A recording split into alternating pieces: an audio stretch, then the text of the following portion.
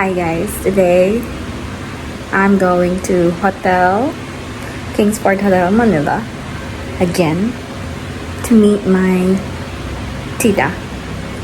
So come with me.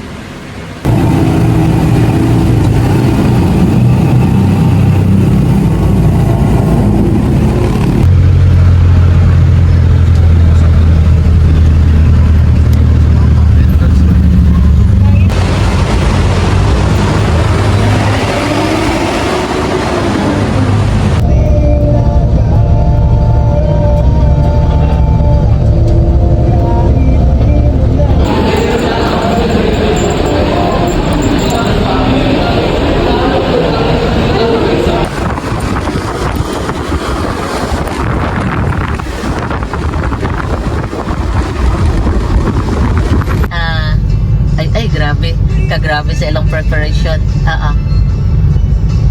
Na, sawa na sobra na yaon. Tulog ka lechon manok.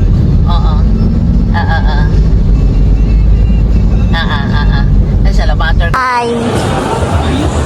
Tinawagan ko madagdag sa Oo nga. Video lang. Picture. 1, 2, 3. Okay. Ay, nasa dulo. Malapit pala kayo sa fire exit.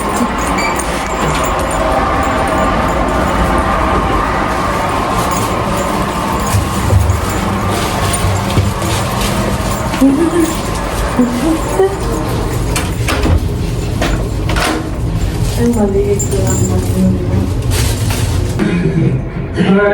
Alright. How much is this thingy thing? This plunger, 15 pesos. 15 pesos.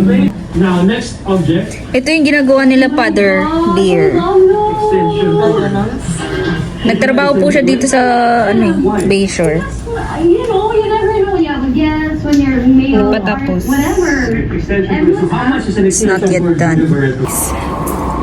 Uwi ako mag-isa. Saan ba dito? Yeah. May bus pa. May bus pa. Oh my God. Guys, may bus pa. May bus pa.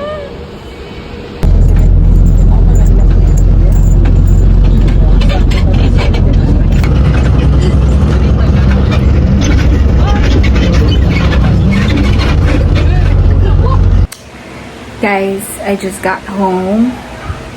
It's already 10 o'clock. Like literally 10.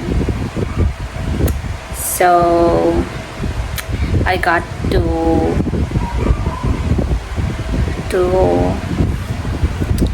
so I need to arrange. I need to check the flight details or flight prices for this coming Thursday because uuwi na sila tita. I don't know. Nagtanong siya. So, check muna natin yun and then I'm gonna wash up. No.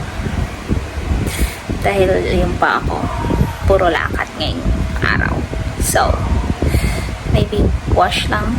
Maybe mga 30 minutes pahinga. Before that pala, kailangan ko mag-exercise. Kasi nag-start ako yesterday. So, I need to continue my exercising. Kasi 4 weeks na lang at graduation day na. So, yeah. And then, buti na lang may mga konti lang akong naiwang hugasin para tomorrow. Kasi bukas, aalis ako ulit to get my NBI clearance and also SSS. Daanan ko na din yung SSS para isang daanan lang, no? So, yeah.